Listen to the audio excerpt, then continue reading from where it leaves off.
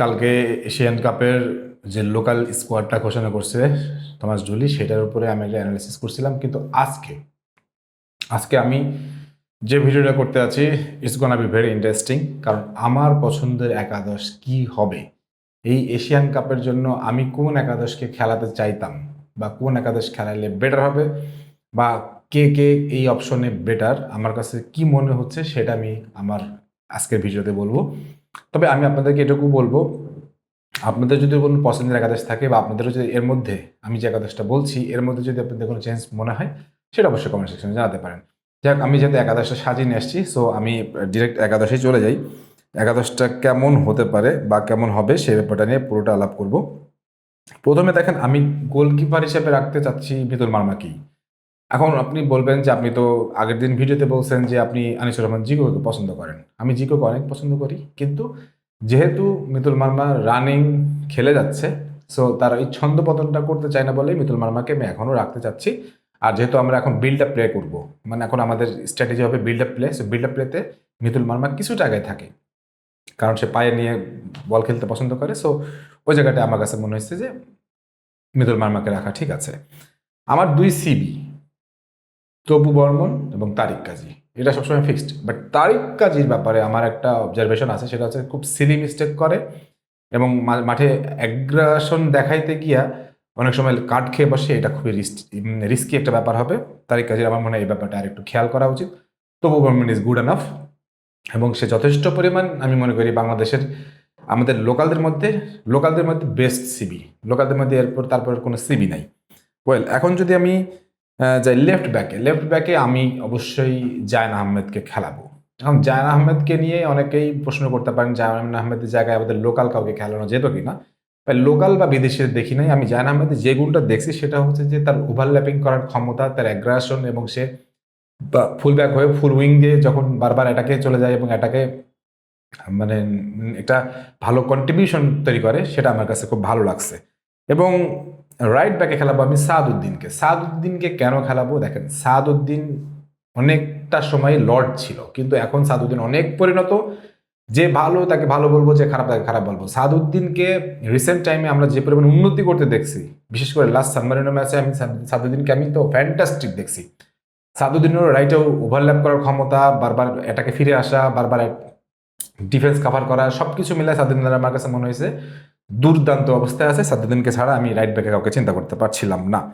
Well, এবার আমার তিনটা, যেহেতু আমার ফরমেশন হচ্ছে 4-3-3, আমি এবার তিনটা মিডফিল্ড খেলাবো। মিডফিল্ডে আমি ডিএমএ মানে defensive midfielder, central defensive midfielder যেভাবেই বলেন, আমি ডিএমএ খেলাবো হামজা চৌধুরীকে। হামজা চৌধুরী কি করবে? বেসিক্যালি হামজা চৌধুরী সবই তো করে।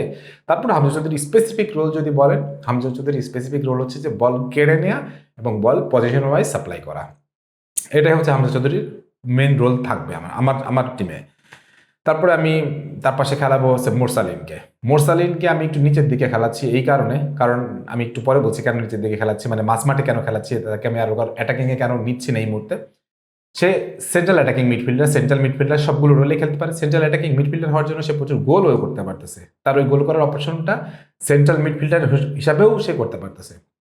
কিন্তু সেন্ট্রাল মিডফিল্ডার হলে হবে কি, সে প্রচুর ক্রিয়েটিভ। সে হামজার কাছ থেকে বল নিয়ে বা শামিতের কাছ থেকে বল নিয়ে সে ক্রিয়েটিভিটিটা দেখাইতে পারবে এবং সে গোলের চান্সও ক্রিয়েট করতে পারবে। এজন্য আমি তাকে হামজার ডান পাশে খেলাচ্ছি। হামজার বাম পাশে আমি খেলাবো হচ্ছে শামিদ সোমের ব্যাপারে তো কিছু বলার নাই। আমাদের মিডফিল্ডে টনি ক্রুজ বলবো আমরা তাকে। সো মিডফিল্ডে সে যথেষ্ট পরিমাণে ক্রিয়েটিভ থাকে, কিন্তু শামিদ সোমের একটা জিনিস আমি মনে করি আরেকটু ঘাটতি আছে, আমার কাছে ব্যক্তিগতভাবে মনে হয়েছে সে কখনো কখনো মনোসংযোগ হারায় ফেলে। এই মনোসংযোগটা ধরে রাখার জন্য হয়তো বা তার আরেকটু গ্রুমিং বা একটু নার্সিং দরকার। সে যথেষ্ট পরিমাণ চান্স ক্রিয়েট করে, নিজেও গোল করতে পারে, গোল করার সুযোগ ক্রিয়েট করে। তার ওই সেট আপটা, ওই বন্ডিংটা যদি আমাদের খেলোয়াড়রা আরেকটু ভালো বুঝতে পারে, তাহলে আমার মনে হয় যে এই তিন মিডফিল্ড ট্রায়ো, হামজা, শামিদ এবং মোরসালিন, তাদের উপরে কোনো মিডফিল্ড আমাদের স্টকে আর নাই। ওয়েল, এবার আমি অ্যাটাকিং, যেহেতু 3-3 খেলাচ্ছি, সো অ্যাটাকিংয়ে যদি আমি বলি, লেফট উইংয়ে আমি খেলাবো ফারহান আলী ওয়াহিদকে। ফারহান আলী ওয়াহিদের ব্যাপারে কিছু বলবো না, শুধু লেফট উইংয়ের শুধু এইটুকু বলবো, সে যদি স্পেস পায় এবং 1 ভার্সেস 1 হয়, ড্রিবলিং করে, অন্যান্য বড় দল যত দলই ভালো দলই হোক তাদের চাপ হয়ে যাবে। সো এই জায়গাটা ফারহান আলী ওয়াহিদের বিকল্প আমি কোনো কিছু চিন্তা করিনি। রাইট উইংয়ে আমাদের স্টার বয়, আমাদের বাংলাদেশের স্টার বয় রাকিব খেলাবো। রাকিবের গতিটা আমি ইউজ করতে চাই।